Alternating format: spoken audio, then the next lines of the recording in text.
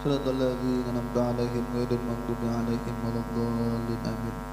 Bismillahirrahmanirrahim. Alhamdulillahirabbil alamin. Wassalatu wassalamu ala asyrafil anbiya'i wal mursalin sayyidina wa maulana Muhammadin wa ala alihi wa ashabihi ajma'in. Karena sebentar lagi hari raya Idul Adha, jadi kita sedikit malam hari ini membahas tentang kurban. Karena minggu depan insya Allah kita mahaul saya saman jadi baca manakib. Jadi minggu yang akan datang lagi baru kita kembali membaca kitab, dan kitab yang baru insya Allah. Karena kitab yang kita baca baru khatam minggu yang lalu. Kurban itu bukan hanya syariat di dalam syariat Nabi Muhammad, tetapi kurban itu dari zaman Nabi Adam sudah ada pensyariatan kurban. Dari zaman Nabi Adam, ketika Habil dan Qabil disuruh untuk berkurban, karena yang satu petani, yang satu ternak, maka sama-sama disuruh untuk memberikan yang terbaik. Si Habil memberikan yang terbaik, tapi si Qabil memberikan yang terjelek. Dan diterimalah salah satunya dan ditolak salah satunya. Itu sudah ada kurban. Cuma kurbannya berupa dulu ada yang binatang, ada yang berupa hasil panen. Kemudian terus berlanjut kurban itu sampai di zaman Nabi Ibrahim alaihi salam. Yang dikurbankan itu justru adalah anaknya Nabi Ibrahim, yaitu Nabi Ismail. Tapi ternyata Allah gantikan dengan kibas, dengan macam kayak kambing. Tapi jangan pian umpati kalau kena mimpi nyembelih anak, jangan sembelih anak pian. Kenabian sudah ditutup.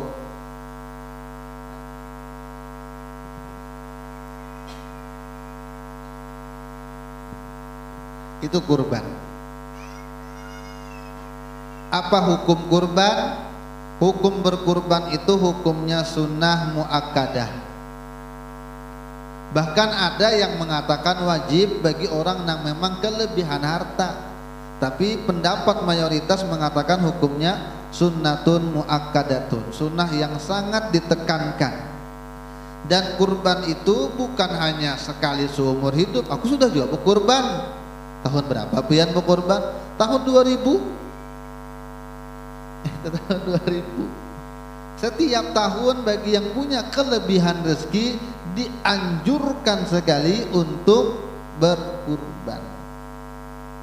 Kata Imam Sya'rani dalam kitab beliau Lawaqihul Anwar, kalau orang tidak punya kelebihan harta untuk berkurban, maka dia juga harus berkurban. Kurban nafsunya untuk tidak mengikuti hawa nafsunya, korban juga. Kalau ujar Abu Yasyarwani Bahari di Balikpapan, kalau memang tidak ada binatang, tidak punya kesanggupan, tapi sanggup ayam, potong aja ayamnya. Tapi bukan kurban bang namanya, cuma berpartisipasi di dalam mengucurkan darah, lalu dibagi-bagi juga, makan keluarga, gitu, tangga berbagi. Ya, kalau memang tidak ada. Tapi jangan kucing disembelih. Ada kalau punya ayam, ayam. Kalau ada kelebihan, beli. Dan untuk sholat Idul Adha itu lebih afdol ketimbang sholat Idul Fitri. Karena secara tersirat kata para ulama disebut dalam ayat Al-Quran, fasholli li rabbika wanhar. Sholatlah kamu, yakni sholat hari raya, dan berkurbanlah kamu. Karena sholat dan kurban digabung, maka kemungkinan besar kata ulama tafsir makna fasholli di sini adalah sholat untuk hari raya Idul Adha. Lebih afdal ketimbang Idul Fitri. Kalau takbirannya lebih afdal Idul Fitri daripada Idul Adha. Takbirannya. Kalau takbiran Idul Adha dari malam, misalnya karena ini hari Kamis kak, insya Allah di Indonesia, maka mulai dari malam Kamis malam Jumat, malam Sabtu sampai Sabtu asar. Itu waktu takbiran di hari-hari tasyrik. Ujar Nabi kita Muhammad sallallahu alaihi wasallam, "Man wajada sa'atan wa lam yudhi fala yaqrubanna musallana." Siapa yang memiliki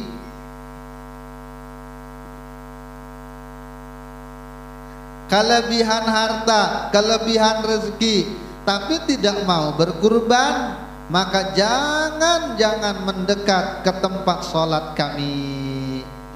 Artinya ini sindiran keras oleh Rasulullah.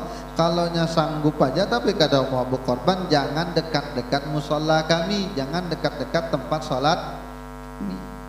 Nah, kita harus jujur memang dalam kehidupan kita.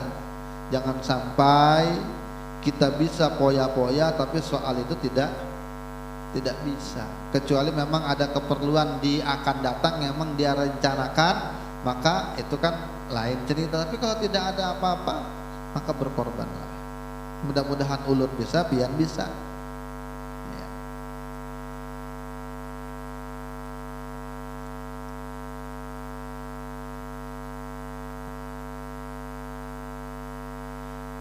Sapi untuk 7 orang, bolehkah kalau niatnya campur-campur? Oh, rupanya sudah juga memang waktu itu tahun kemarin berkorban, tapi kebetulan si orang tua ini baru melahirkan anak. Kebetulan memang 7 hari kah atau masih sebulan kurang kah, langsung ulun akikah aja, kada masalah. Jadi satu sapi 7 orang, niatnya beda-beda, silahkan. Niatnya beda-beda, silahkan. Tapi laki-laki tetap hitung 2. Kalau satu orang misalnya iuran 3 juta, maka dia 6 juta. Itu kada apa-apa, kada masalah.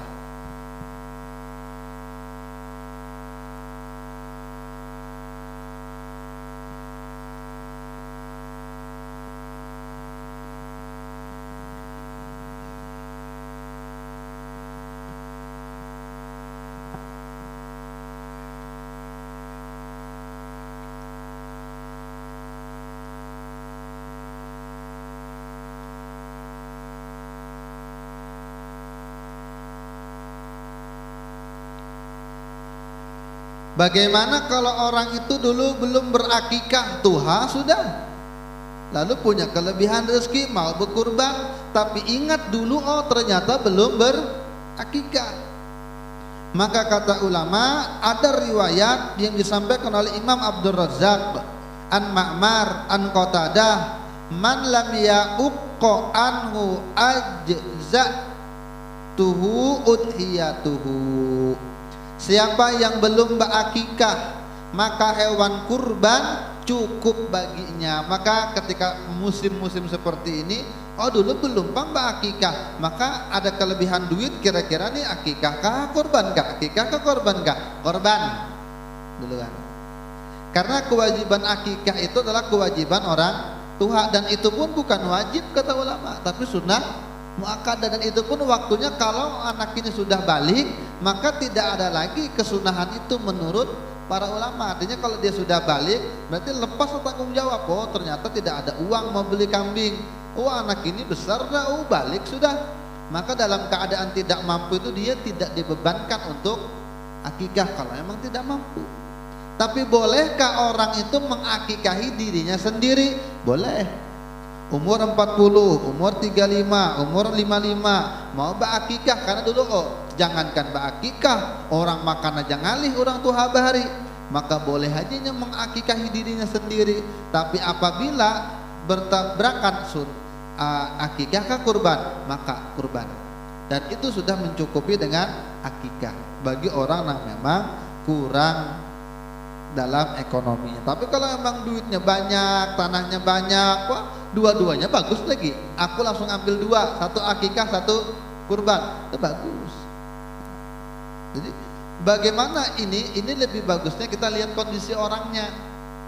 Kalau orangnya itu kira-kira orang HP-nya aja iPhone, dikit-dikit ganti, dikit-dikit ada yang baru ganti, yang baru kurban belum sanggup lagi.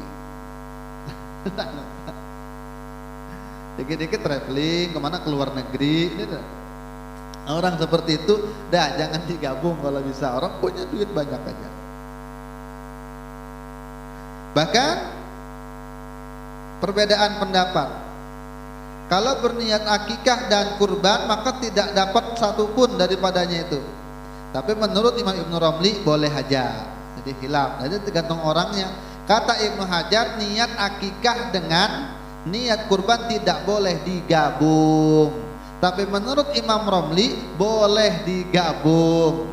Bagaimana kalau kita mau mengamalkan? Lihat-lihat orangnya, lihat-lihat orangnya, itu lebih bagus.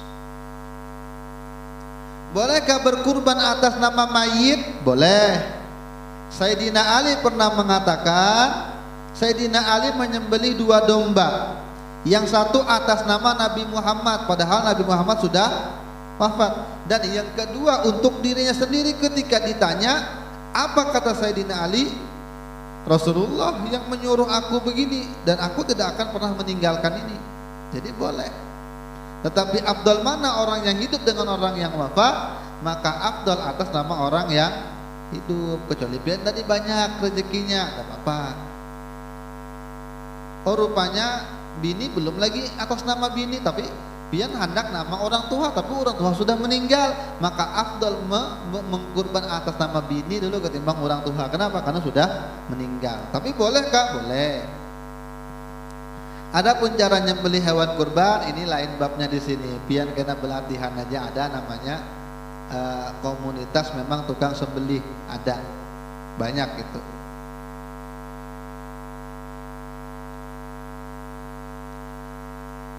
Orang yang mau berkurban sudah terniat kurban, maka dia dimakruhkan untuk memotong rambut dan kukunya sampai dia berkurban. Jadi kalau yang sudah namanya pasang untuk kurban, potong rambut nanti aja, selesaikan kurban. Kuku nanti aja. Tapi kalau memang mengganggu, silahkan potong. Karena tidak haram, tapi makruh itu pun makruhnya makruh tanzih, bukan makruh tahrim. Karena ada 2 makruh, makruh yang mendekatin haram, dan ada makruh yang benar-benar mutlak makruh. Nah ini hukumnya mutlak makruh. Artinya kalau memang ada hajat potong aja. Tapi kalau memang tidak ada hajat, lebih bagus ditahan untuk tidak potong rambut, tidak potong kuku sampai hewannya dipotong. Dan bagi yang tidak bisa motong sendiri, maka silahkan disaksikan hewannya. Karena memang abdolnya itu motong sendiri. Tapi tidak semua orang itu tegaan ketika motong binatang. Ada yang tidak ahli, ada yang tega cuma kada ahli, ada yang bisa cuma kada purun. Maka tetap dia dianjurkan untuk melihat hewannya itu dipotong.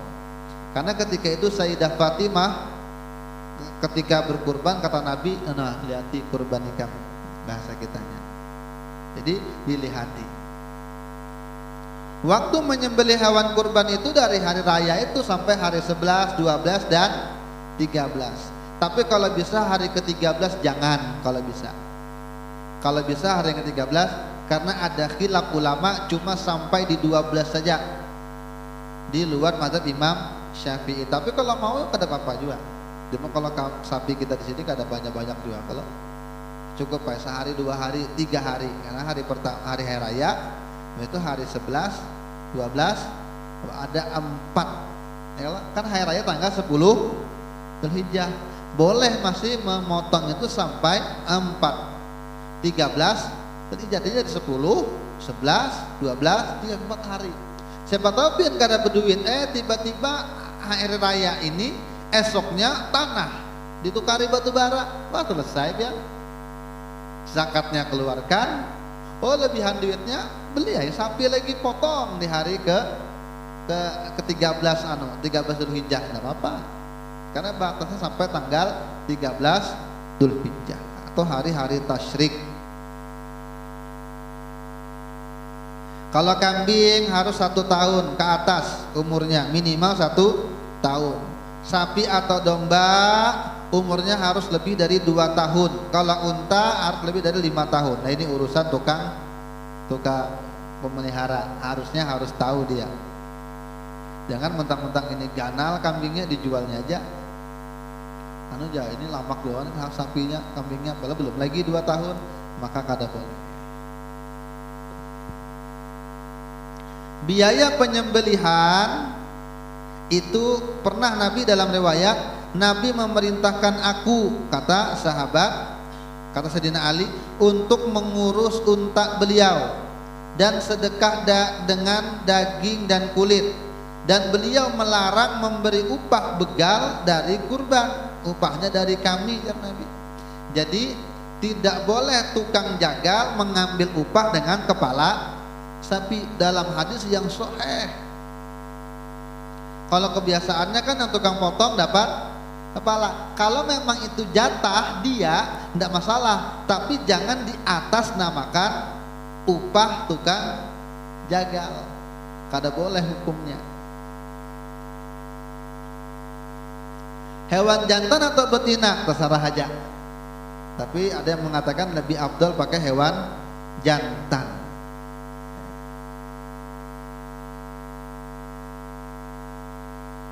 Yang laki-laki bencong bang, atau bapak tahu 2 kelaminnya kan, cuma laki-laki. Ya, tapi memang lebih nyaman laki-laki, makanya kalau kita bisi kambing 1 bini 1 laki-laki, mana pian kira-kira lebih mendingan mana pian korbankan? Hah? Jantan, karena bini ya bisa hamil, jantan kan bisa hamil. Jadi jangan memberi upah tukang jagal dengan bagian dari hewan. Silahkan kelebihan duit uyuran itu untuk dipergunakan upah tukang jagal.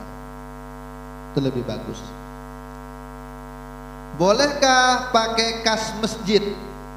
Nah, ini pertanyaan yang sering dipertanyakan. Kalau bisa jangan. Kalau bisa jangan.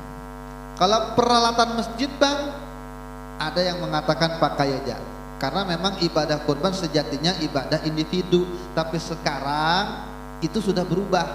Dulu memang orang itu kurban masing-masing, karena kurban itu adalah ibadah individu. Tapi sekarang setiap masjid mengambil alih itu.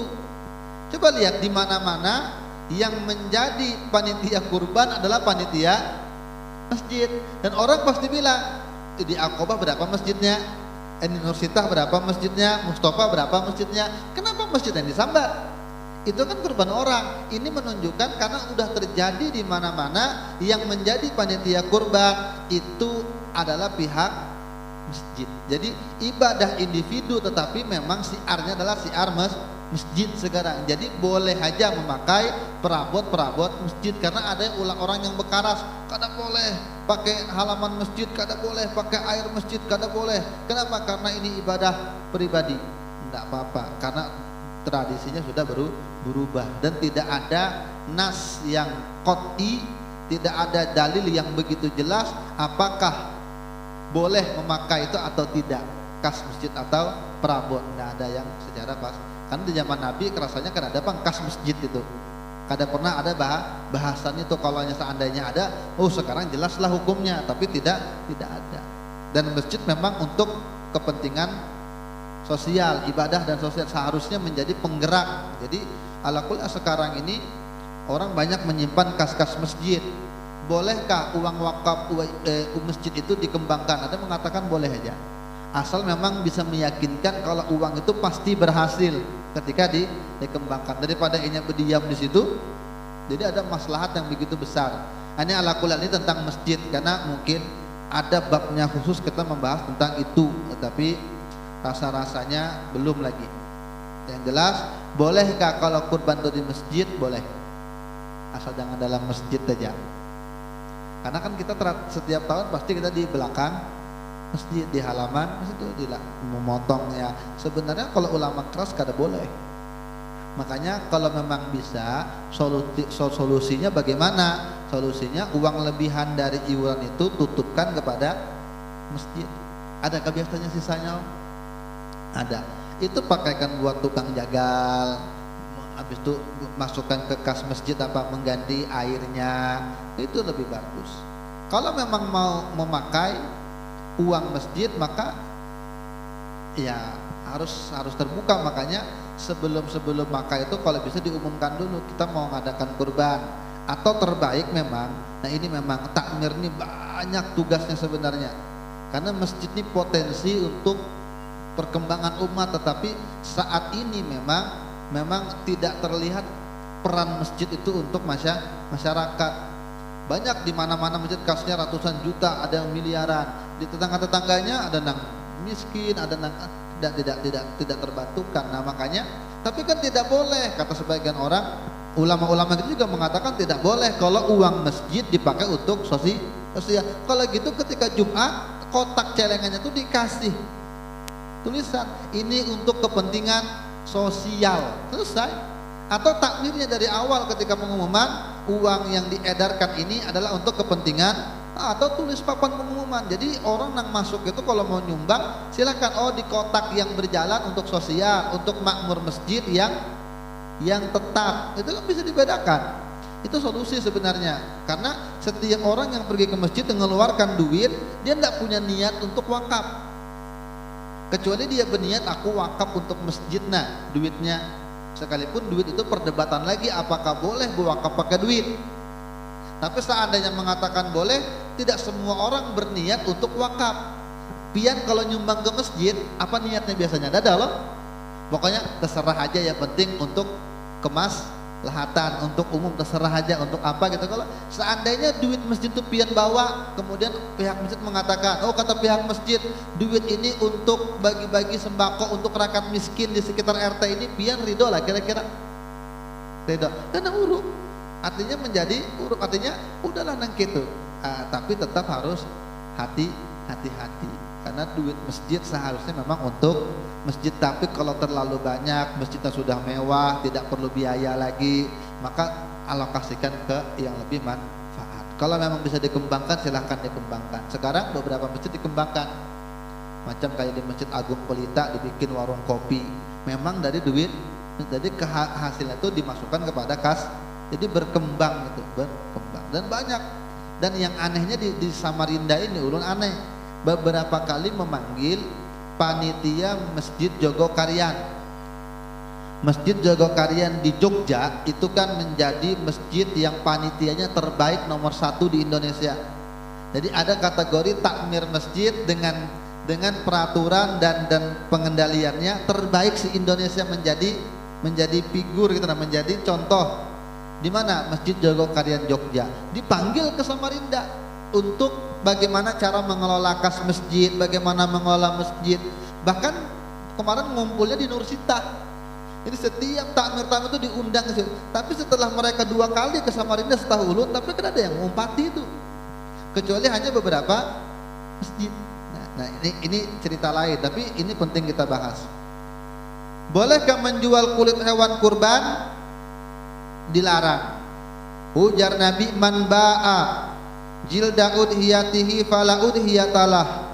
Barang siapa yang menjual kulit kurbannya maka tidak ada pahala baginya.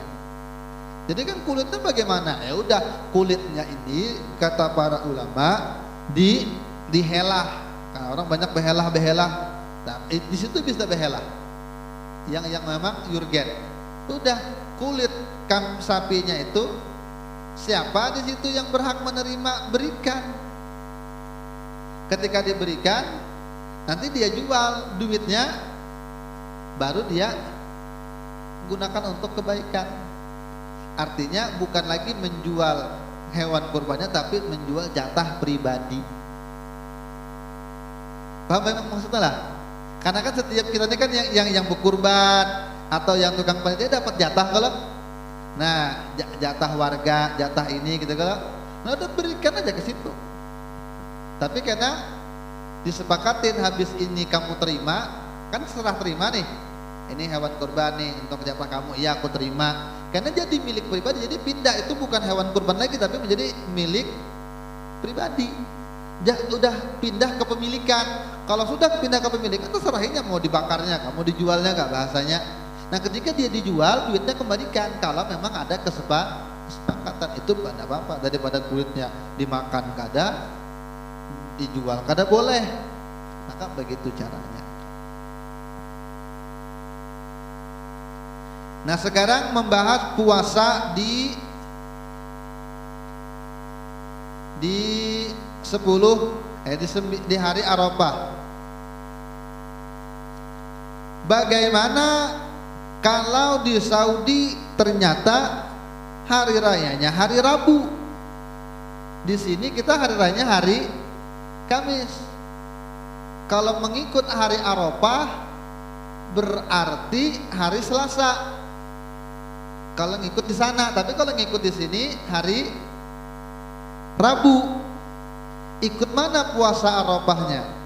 Maka kata para ulama ikuti waktu setempat, karena perbedaan kita dengan di sana jauh, jam aja 5 jam kurang lebih. Maka bisa saja di sana hilal muncul, di sini belum. Jadi mengikutlah pada waktu setempat, dan paling amannya memang ikut waktu setempat. Kalau pemerintah mau mengatakan A, pian umpat aja aman. Karena kata Imam Al-Qurafi mengatakan ada 3 fatwa, ada 3 aturan hukum yang keluar. Pertama, kalau hukum itu ditetapkan dari para ulama yang tidak ada jabatan, maka itu namanya fatwa. Terserah pian mau ikut ulama itu kah atau kada masalah. Yang kedua, hukum itu ditetapkan oleh kodi atau kalau sekarang ini pengadilan agama, maka hukumnya wajib diikuti bagi yang bersangkutan yang punya masalah. Tapi untuk yang lain kada wajib mengikuti kalau punya pendapat yang lain. Dan yang ketiga adalah peraturan dari imam atau dari pemerintah. Nah, ketika itu peraturan tidak bertentangan dengan syariat, maka hukumnya wajib dilakukan oleh semua kaum muslimin yang ada di negeri itu. Jadi 3 itu mempunyai konsekuensi yang berbeda. Jadi kalau mau puasa, hari apa puasa Arafah? Kalau di sini hari rayanya hari Kamis, maka hari Rabu. Ikuti pada waktu setempat. Dan ulama banyak menjelaskan soal ini.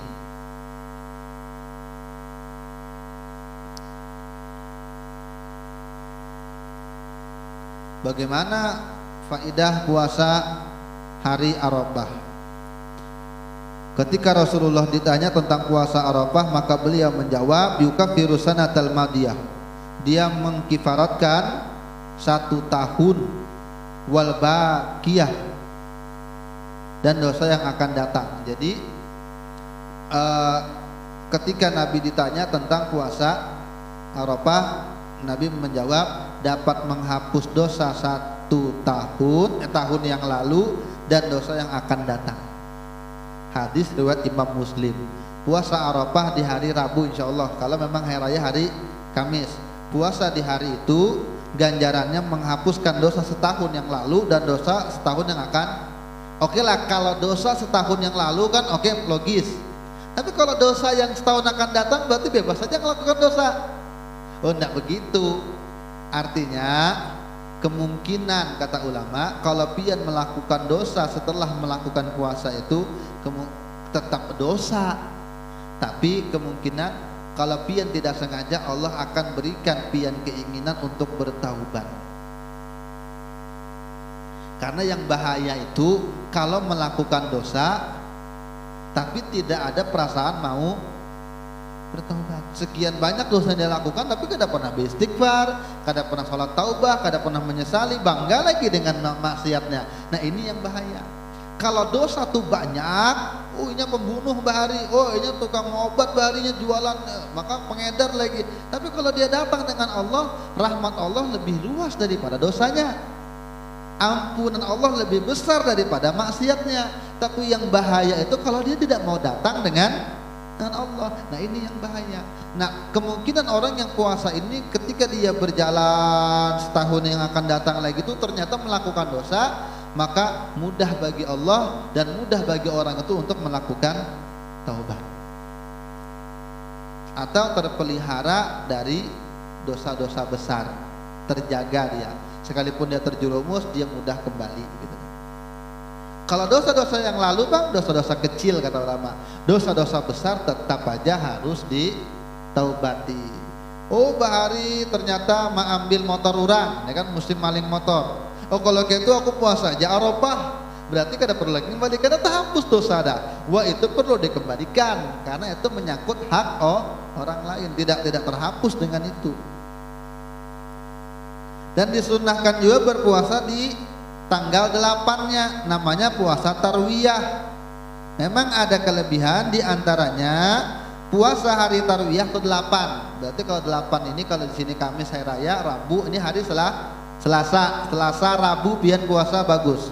Nah untuk pian puasa di tahun ini misalnya hari Selasa yaitu tarwiyah, maka dalam sebuah riwayat puasa Arafah 2 tahun, tapi kalau puasa tarwiyah menghapus dosa setahun. Jadi besar ganjarannya. Cukuplah ulun rasa kalau pian ada yang bertakun takunakan. Dan ada yang pertanyaan, nah ini pertanyaannya bagus sekali. Dan kebetulan berapa hari ini ulun memang sibuk ini yang ulun otak-atik.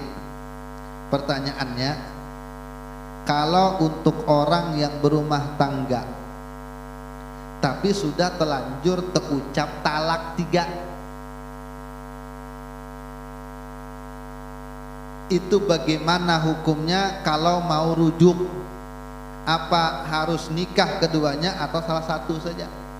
Kalau menurut pendapat imam madhab kita yaitu Imam Syafi'i, kalau orang sudah talak 3 maka tidak boleh kembali lagi kecuali istrinya, bukan kedua-duanya, bukan suaminya juga, tapi istrinya jadi patokan. Istrinya misalnya nikah lagi dengan orang dan orang itu ternyata menceraikan istrinya, maka boleh dia kembali lagi. Tapi jangan disewa, kamu nikahi bini gue lah dulu ceraikan lagi, jangan nikah menggatuk malam-malam. Ini namanya ma'akal. Supaya apa? Supaya boleh kembali. Itu ma'akali hukum yang haram disebutkan oleh Nabi, haram. Tapi itu dalam mazhab Imam Syafi'i, dan hukum Allah Ta'ala itu bukan ada mazhab Syafi'i, banyak mazhab-mazhab yang lain. Nah di antaranya mazhab Ja'fariyah, walaupun ulama Syiah tapi dipakai di Indonesia. Talak itu harus ada saksi. Kalau mazhab Syafi'i pian berpandiran dalam kamar pun marah itu jatuh. Tapi kalau dalam mazhab Ja'fari termasuk Imam Syaukani, ada kitabnya di sini. Ulun anak membongkar kitab ini semalam, cuma kemalaman sudah. Kebetulan pertanyaan ini ditanyakan, jadi pas. Kalau dalam mazhab yang lain, dan banyak ulama yang mendukung itu, sekalipun memang secara asal itu pendapat Syiah. Cuma sekarang banyak ulama yang mengikuti itu, sekalipun ulama ahlus sunnah. Talak itu harus ada saksi. Kalau tidak ada saksi maka tidak jatuh talak. Dan talak itu kalau dalam mazhab Hanafi tidak jatuh kalau, dan Ahmad bin Hanbal tidak jatuh kalau dalam keadaan emosi membabi buta. Suami ini sangat marah, piring pecah, lemari tahambur, dalam keadaan mata merah, ngamuk, kutalak jika, maka dalam keadaan tidak sadar saking marahnya tidak jatuh talak dalam Ahlus Sunnah wal Jamaah. Tapi dalam pendapat yang lain, talak harus ada saksi, harus sama seperti nikah. Nikah itu kan ada penghulunya, ada saksinya. Maka kalau mau talak bininya baru dikatakan sah dalam luar mazhab Syafi'i, mazhab Ja'fari, harus disaksikan lagi. Siapa saksinya? 1 orang, 2 orang, 2 orang saksi, bukan 1 tapi 2. Nah saksikanlah aku mentalak biniku, itu baru jatuh 1 talak. Dan ini pendapat yang banyak dipakai, dan ulun pun condong ke pendapat yang ini, 4 ini. Dan kalau di Indonesia itu lebih ketat lagi soal talak, dan biar enggak apa-apa ikuti masalah itu, karena kita memang tinggal di Indo. Dan ulama-ulama kita sudah merumuskan itu. Coba sebentar, ulun lihat di pasalnya.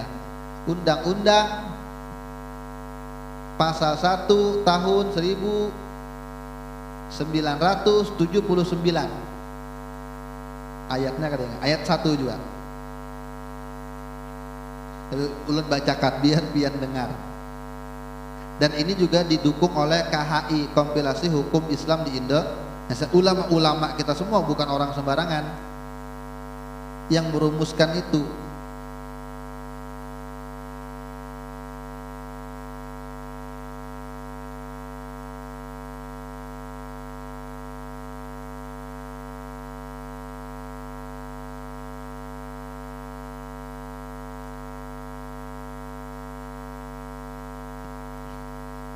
Ya memang ada rencana ulun itu tesis di S2, ini yang anak ulun teliti. Jadi kebelujuran banyak ulun sedikit banyak tahu dengan undang-undang itu.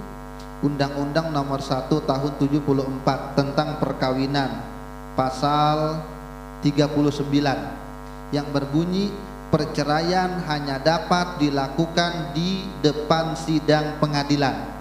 Setelah pengadilan yang bersangkutan berusaha dan tidak dapat mendamaikan kedua belah pihak. Dan pada pasal 65 Undang-Undang Nomor 7 Tahun 89 yang tadi 74, perceraian hanya dapat dilakukan di depan sidang pengadilan agama. Setelah pengadilan agama yang bersangkutan berusaha dan tidak berhasil mendamaikan kedua belah pihak.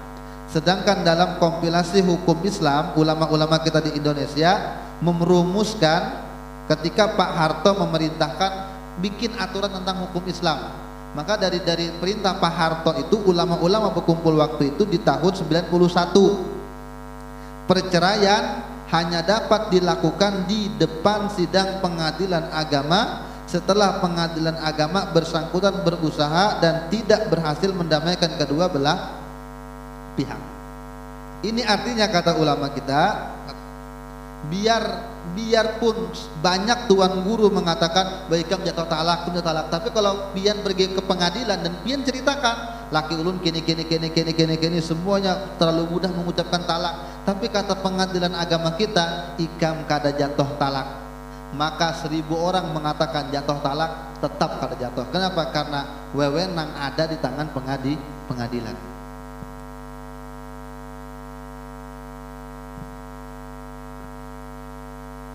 Iya, jujur. Jadi harus ada saksi. Nah ini yang ulun katakan, kita memang mayoritas Syafi'iyah, tapi pengadilan agama kita tidak memakai pendapat Syafi'iyah di khusus tentang ini. Kenapa? Karena ada maslahat yang begitu besar. Karena ada orang yang sudah cinta dengan lakinya, tapi karena talak 3 aja kata-kata guru ini kada boleh lagi, pian kembali habis meranainya. Karena ulun pernah temukan itu.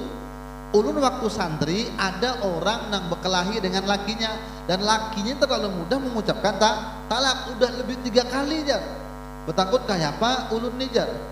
Menurut dalil iya, santri ini kan masih membaca itu aja kalau jadi kada boleh lagi kembali.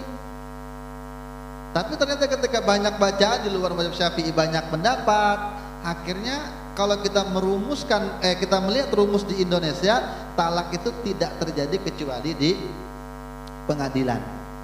Jadi kalau pian hendak lebih jelas, jangan tanya dengan ustadz, tapi langsung datang ke pengadilan, ke KUA, ke pengadilan agama, PA. Dan sekian banyak orang yang menggugat cerai atau mentalak istrinya tidak dikabulkan oleh pengadilan agama dengan banyak pertimbangan. Dan saksi, sebenarnya saksi di pengadilan kita itu bukan saksi talaknya, tapi saksi perkara. Kalau mau menceraikan bini atau bini menggugat suaminya, harus ada alasan kejadian. Oh rupanya lakinya penamparan, pemukulan, maka untuk pemukulan itu harus ada saksi minimal anak atau 2 orang. Jadi kalau ada yang memang abahku tukang mukuli mamaku, maka baru diterima kalau ada saksi. Untuk apa seperti ini? Karena untuk kepentingan perempuan juga.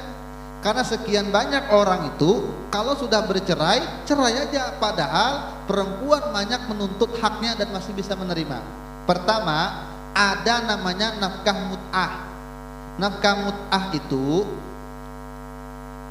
selama perceraian kan selama dalam masa iddah itu si istri masih dalam tanggungan suami.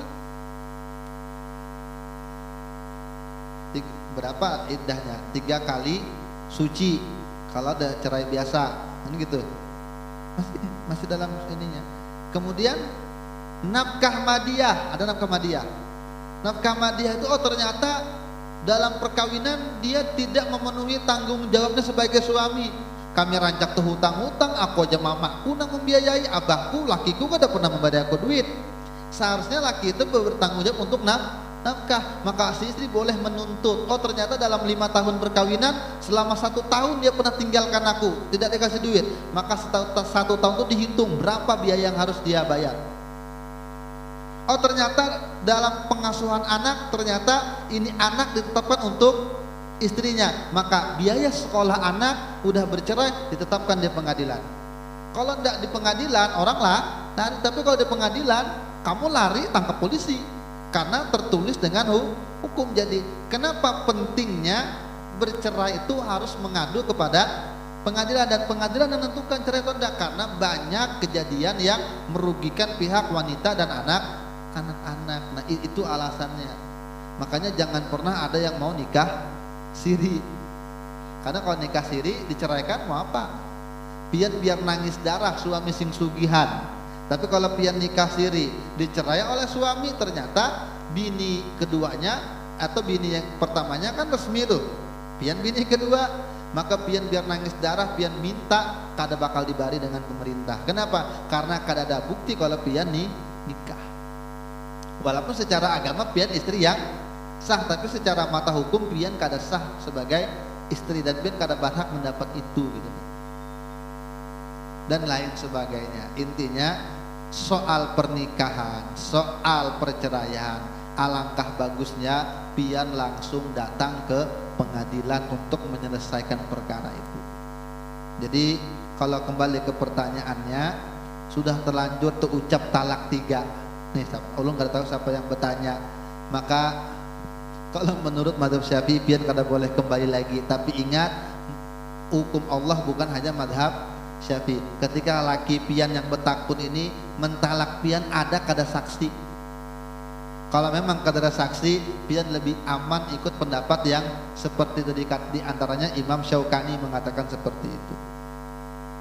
Pun rasa jelaslah kira-kira, dan ini pentinglah kebinian kalau bisa, kalau anak bercerai ke pengadilan, jangan sampai laki pian yang berdahulu ke pengadilan karena mengadukan karena yang kada sesuai dengan fakta, maka pian kada bisa menggugat duit untuk anak, duit untuk nafkah iddah, duit untuk nafkah madiyah. Sebenarnya pian nuntut itu banyak pian dapat duit untuk maslahat juga, bukan mencari duit gitu. Jadi harus hadir. Kalau pian kada hadir, maka berapa kali dipanggil? 2 kali, maka 3 kali, maka jatuh talak.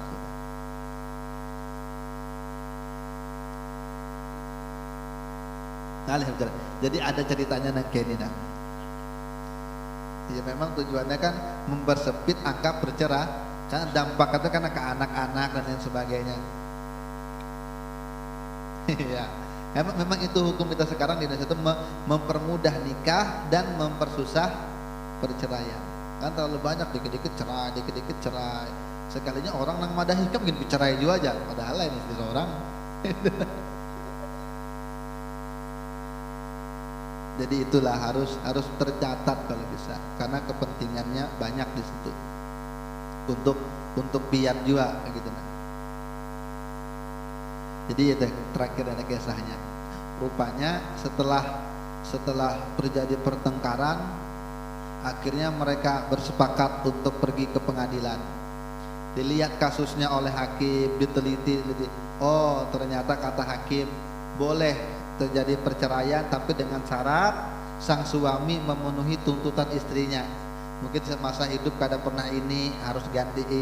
Nanti masa iddahnya berapa, misalnya 3 bulan berapa biaya UMR, 4 juta, 4 kali 3 12 juta dia harus bayar. Oh ternyata anaknya halus-halus 3 orang lagi, masih butuh biaya, sebulan berapa, 10 juta, maka setahun berapa.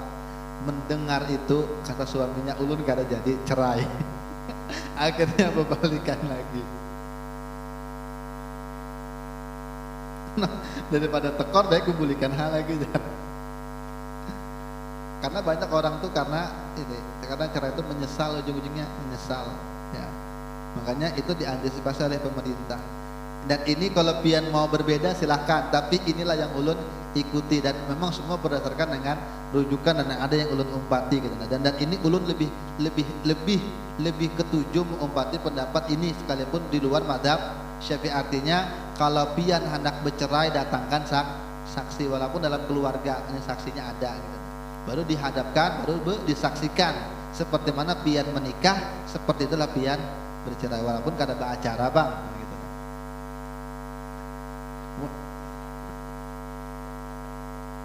Iya, iya.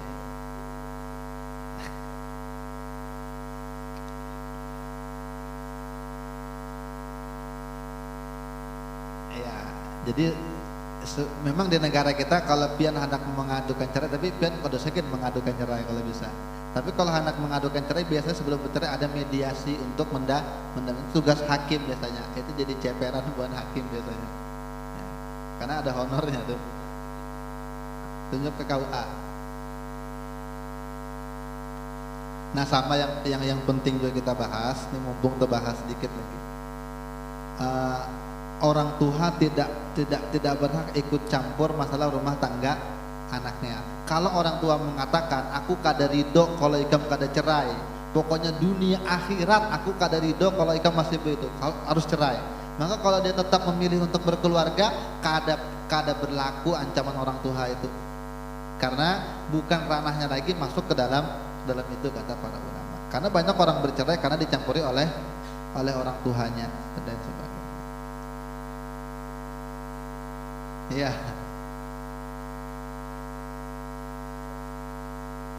Iya. Iya, itu kada boleh sebenarnya. Jadi doakan aja ulun, mudah-mudahan selesai tesis ulun. Iya, karena setahun lagi lah kuliah S2. Dan kebetulan ulun di S2 ini kebetulan mengambil hukum Islam. Jadi pas dengan pertanyaan ini.